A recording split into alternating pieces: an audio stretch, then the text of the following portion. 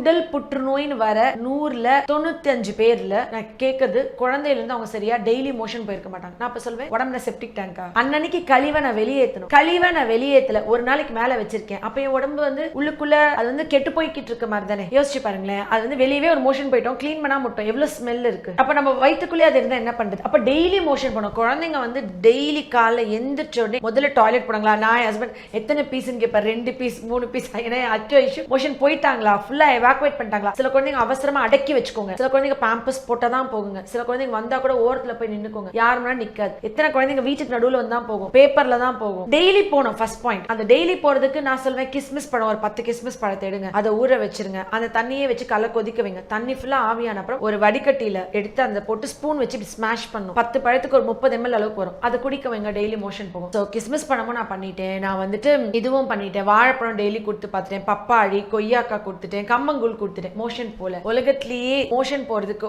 இதை விட best tips இனிமே வருமானு எனக்கு தெரியல, இருக்குமான்னு கூட எனக்கு தெரியல. நான் சொல்ற டிப்ஸ் வந்து சக்கரவள்ளி கிழங்கு. சக்கரவள்ளி கிழங்கு அளவுக்கு விட்டமின் ஏ வந்து வேற எந்த உணவுலயுமே இல்லை, கேரட்ல கூட இல்லை. இந்த சக்கரவள்ளி கிழங்கு பத்தி நான் சொல்லாத ஒரு விஷயம், ஒரு 3 பீஸ் கட் பண்ணிக்கோங்க. அந்த 3 பீஸை ஒரு குக்கருக்குள்ள ஒரு கிண்ணத்துல வச்சுட்டு 1 ஸ்பூன் விளக்கெண்ணெய், ஒரு சின்ன டீஸ்பூனுக்கு 1/4 ஸ்பூன் வந்து பெப்பர், ஒரு பிஞ்ச் மஞ்சத்தூள், அது வந்து விட்டுறணும், விசில் விட்டுறணும். அது வெந்ததுக்கு அப்புறம் அதை எடுத்து குழந்தைங்களுக்கு அப்படியே ஊட்டி விட்டுருங்க. அப்படியே 15 நாளைக்கு ஒரு இனிமா கொடுத்தாதான் மோஷன் போகும், சிரப் கொடுத்தாதான் மோஷன் போகும். இல்ல என் குடல்ல மோஷன் தேங்கி இருக்கு, ஒழுங்கா போகாதவங்களுக்கு உலகத்திலே எனக்கு தெரிஞ்சு அப்படியே எல்லாமே கிளியர் ஆயிடும். அதுக்கப்புறம் 2-3 வருஷத்துக்கு கூட பேஷன்ஸ் அதுக்கப்புறம் என்ன சொல்றாங்க, அந்த ஒரு தடவை கொடுத்ததுதான் மேம் இன்னி வரைக்கும் என் குழந்தைக்கு மலச்சிக்கலே இல்லைன்னு சொல்லுவாங்க. எவ்வளவு சூப்பரா இருக்குல்ல. எனக்கு ஒரு பாட்டி சொல்லி கொடுத்த டிப்ஸ் இது.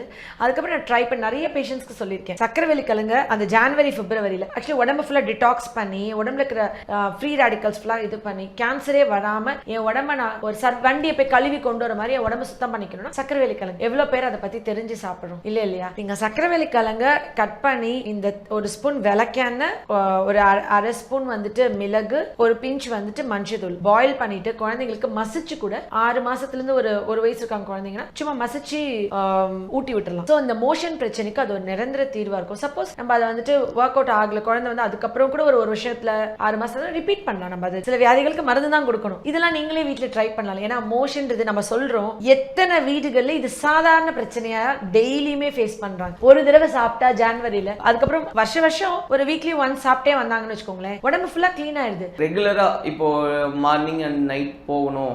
மார்னிங் அண்ட் நைட்டே நான் அக்செப்ட் பண்றது இல்ல. ஒரு நாளைக்கு ஒரு தடவை morning, every 24 hours once morning. But அந்த ஃபுட் ஹேபிட் எப்படி இருக்கணும் மேம்? என்ன சாப்பிட்டா ப்ராப்பராவே இருக்கும்? ப்ராப்பராவே இருக்குன்னா குழந்தையில இருந்து பழகி இருக்கணும். ஃபர்ஸ்ட் ஆஃப் ஆல் நம்மளுக்கு ஸ்விட்ச் கிடையாது, போட்டோடனே மோஷன் வர. மோஷன்ன்றது ஒரு லூப்ரிகன்ட், இரும்பு கேட்டு கிரீஸ் ஊத்துற மாதிரி என்னுடைய குடலுக்கு வந்து தண்ணி தான் கிரீஸ். தண்ணி நல்லா குடிக்கணும். காலையில எழுந்திரிச்சோடனே மோஷனே வராதவங்க வெது வெதுப்பான தண்ணி குடிக்கணும். ஸோ அந்த மாதிரி வார்ம் வாட்டர் குடிச்சிட்டு ஒரு 5 சிட்டப்ஸ்